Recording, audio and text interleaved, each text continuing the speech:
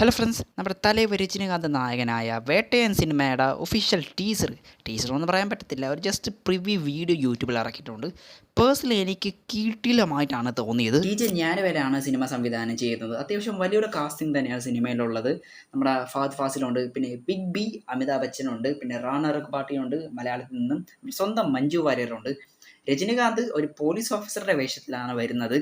Encounter specialist ആയിട്ടാണ്. പിന്നെ അടുത്ത് പറയേണ്ടത് അനിരുദ്ധിൻ്റെ ബാക്ക്ഗ്രൗണ്ട് മ്യൂസിക്കാണ്. എൻ്റെ മോനെ കിടിലമായിട്ട് തന്നെ ഉണ്ട്.